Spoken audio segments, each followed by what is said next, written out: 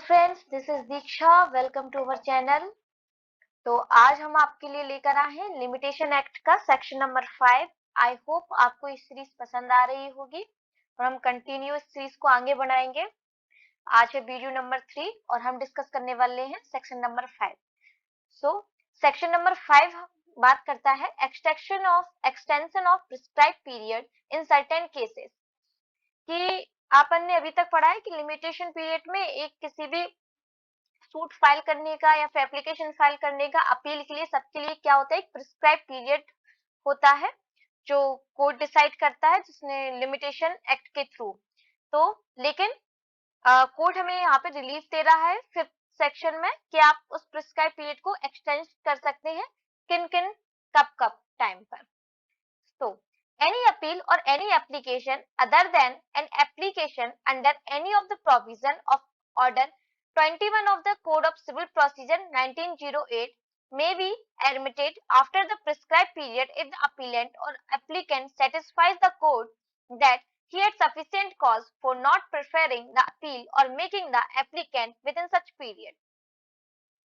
क्या कह रहा है कि कोई भी अपीलेंट है या फिर कोई भी अपील है, कोई भी एप्लीकेशन है, वो क्या कर सकते हैं, एक्सटेंड की जा सकती है अगर कोई भी अपीलेंट या एप्लीकेंट के पास क्या है, एक सफिशिएंट कॉज है कि उसने एक जो प्रिस्क्राइब पीरियड है उसमें एप्लीकेशन क्यों फाइल नहीं कर पाई।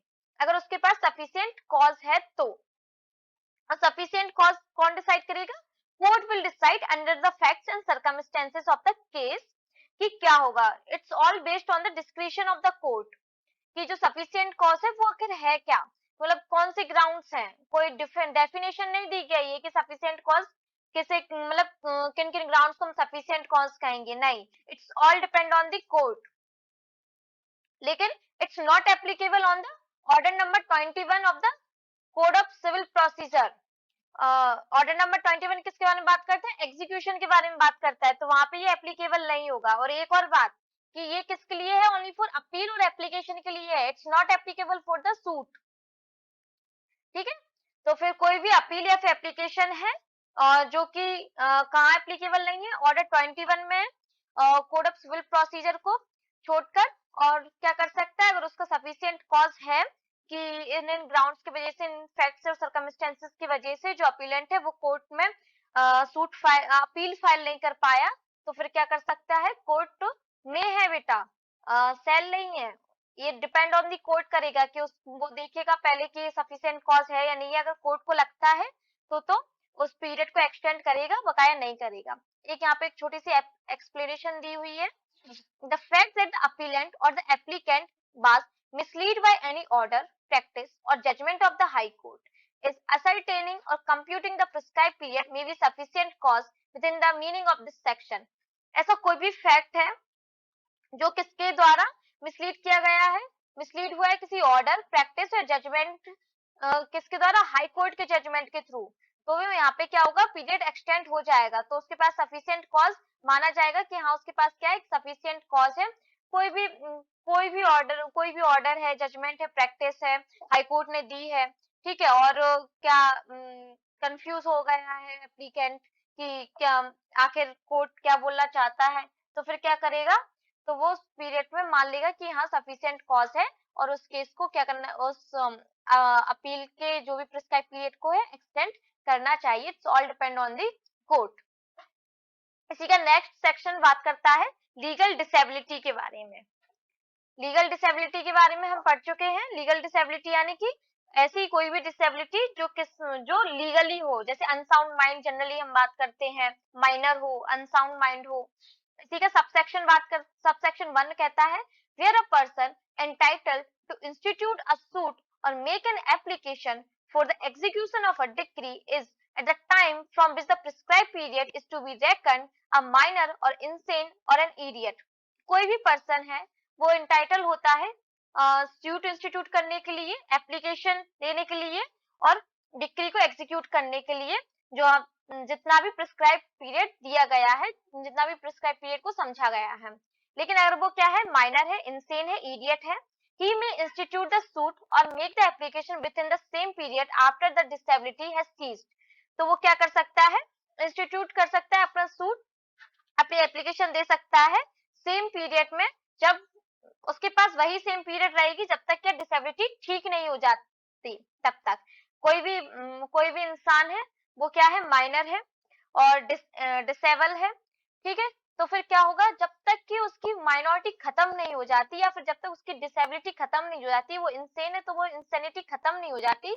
अगर उसकी इंसेनिटी खत्म हुई है तो उसके बाद उसके पास जो प्रिस्क्राइब पीरियड दिया गया है वो पूरा का पूरा प्रिस्क्राइब पीरियड सेम उसके पास बचेगा। अगर 3 साल का पीरियड है तो 3 साल का पूरा पीरियड उसको दिया जाएगा जब उसकी माइनॉरिटी के खत्म होने के बाद। और तो वो 3 साल है उसके पास कि वो सूट इंस्टीट्यूट कर सकता है। इसी का सबसेक्शन 2 बात करता है, where such person is at the time from which the prescribed period is to be reckoned affected by two such disabilities, or where before his disability has ceased he is affected by another disability. He may institute the suit or make the application within the same period after both disabilities has ceased, as would otherwise have been allowed from the time so specified. कोई भी व्यक्ति है जिसको prescribe period दिया गया है तो क्या होगा, अफेक्ट नहीं होगा वो। अगर दो डिसेबिलिटीज हैं, एक बंदा है जिसके पास दो डिसेबिलिटीज हैं, मान लीजिए वो माइनर भी है और इंसेन भी है, या फिर वो पहले माइनर था लेकिन जब तक माइनॉरिटी खत्म होती वो क्या हो गया, इंसेन हो गया, ठीक है। कोई दूसरी अनदर डिसेबिलिटीज आ गई तो वो क्या, ही में institute the suit or make the application within the same period, तो वो भी क्या कर सकेगा, अपने सूट इंस्टीट्यूट कर सकेगा, एप्लीकेशन फाइल कर सकेगा सेम पीरियड के साथ जो जो उसको दी गया है, जब तक उसकी दोनों ही डिसेबिलिटीज क्या ना हो जाए, खत्म ना हो जाए। इसी का सबसेक्शन 3 बताता है, where the disability continues up to the death of the person. कोई ऐसी डिसेबिलिटी है जो बहुत ज्यादा है और जिसकी वजह से क्या इफेक्ट हो रहा है, वो जो भी एप्लीकेंट है उसकी क्या हो रही है, डेथ हो रही है, तो उसकी तरफ से कौन इंस्टीट्यूट कर सकेगा सूट, उसका लीगल रिप्रेजेंटेटिव, एलआर उसको इंस्टीट्यूट कर सकेगा। और make the application within the same period after the death as would otherwise have been allowed from the time specified. और उसके पास भी सेम पीरियड होगा उसकी डेथ के बाद जो उसको अलाउ किया गया था, जो उसको दिया गया था प्रिस्क्राइब पीरियड। सबसेक्शन 4 बात करता है, where the legal representative referred to in subsection 3 is at the date of the death of the person whom he represents affected by any such disability, the rules contained subsection 1 and 2 shall apply. कोई भी legal representative है, अगर उसको subsection 3 के through कोई भी legal representative बनता है और वो क्या है, डिसेबल है, उसको भी कोई डिसेबिलिटी है, तो उसके ऊपर भी सेम रूल अप्लाई होंगे 1 और 2 वाले, जो भी अपन ने पढ़े हैं ना 1 एंड 2 में, कि उसको इंसेन है तो उसको प्रिस्क्राइब पीरियड जब तक उसकी डिसेबिलिटी खत्म नहीं हो जाती तब तक उसके लिए उसको क्या मिलेगी, सेम पीरियड दिया जाएगा। जैसे कि कोई भी एक बच्चा है, वो माइनर है और उसके एलआर, उसकी डेथ हो जाती है और उसके एलआर क्या करते हैं, इंस्टीट्यूट ऑफ सूट करते हैं, लेकिन क्या है, जो एलआर है वो भी क्या है, डिसेबल है, इंसेन है, तो फिर क्या होगा, वो तब तक का वेट किया जाएगा जब तक कि वो कब सूट इंस्टीट्यूट कर सकता है, अपनी इंसेनिटी को खत्म होने के बाद भी उसके पास सेम पीरियड रहेगा, प्रिस्क्राइब पीरियड रहेगा। Where a subsection 5 बात करता है, where a person under disability dies after the disability ceases but within the period allowed to him under the section, his legal representative may institute the suit or make the application within the same period after the death as would otherwise have been available to that person had he not died. कोई भी person है under the disability dies after the disability, कोई भी person है वो अपनी disability के चलते क्या हो गया है, उसकी डेथ हो गई है, ठीक है। और उसके लेकिन क्या हुआ है, जैसे कोई बच्चा कोई भी डिसेबिलिटी ठीक हुई है और उसके हाल ही उसकी डेथ हो गई है, तो जो लीगल रिप्रेजेंटेटिव है उसको जो सूट करने का टाइम मिलेगा, वो जो बचा हुआ टाइम है, जो डेथ के बाद जो बचा हुआ टाइम है, वो टाइम मिलेगा उसको सूट इंस्टीट्यूट करने के लिए। जैसे कि कोई भी इंसान है, कोई भी बच्चा है, वो 17 साल का था, ठीक है, उसको कोई सूट इंस्टीट्यूट करना था लेकिन माइनॉरिटी की वजह से उसने नहीं किया, लेकिन वो मेजॉरिटी में आया, मेजर हुआ और 1 महीने बाद ही क्या हो गया, उसकी डेथ हो गई, उसने तो फिर क्या होगा, तो जो लीगल रिप्रेजेंटेटिव है उसको बचा हुआ समय मिलेगा, यानी उसको 2 साल 11 महीने ही मिलेंगे। अपना सूट इंस्टीट्यूट करने के लिए। उसको पूरा प्रिस्क्राइब पीरियड नहीं मिलेगा, फिर से स्टार्ट होगा, नहीं। एक बार जो समय रन करना स्टार्ट कर दिया, वो रुकेगा नहीं।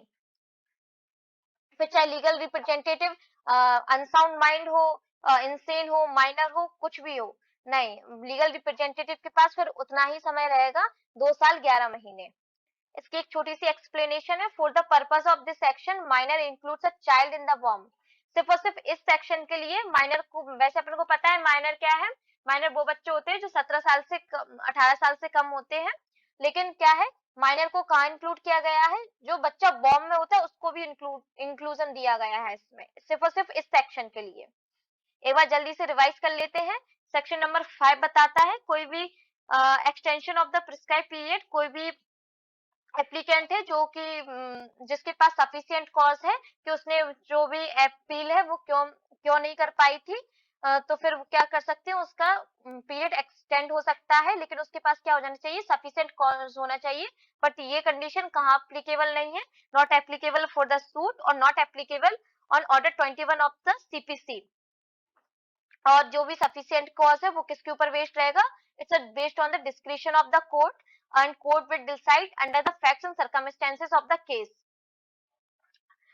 ठीक है, और ये जो एक्सप्लेनेशन है उसमें अगर कोई भी हाई कोर्ट है उसकी वजह से, हाई कोर्ट के किसी भी डिसीजन की वजह से, जजमेंट की वजह से, ऑर्डर की वजह से, प्रैक्टिस की वजह से अगर कोई भी एप्लीकेंट है मिसलीड होता है, तो उसको ये मान लिया जाएगा कि उसके पास क्या है, सफिशिएंट कॉज है पीरियड, प्रिस्क्राइब पीरियड को एक्सटेंड करने के लिए।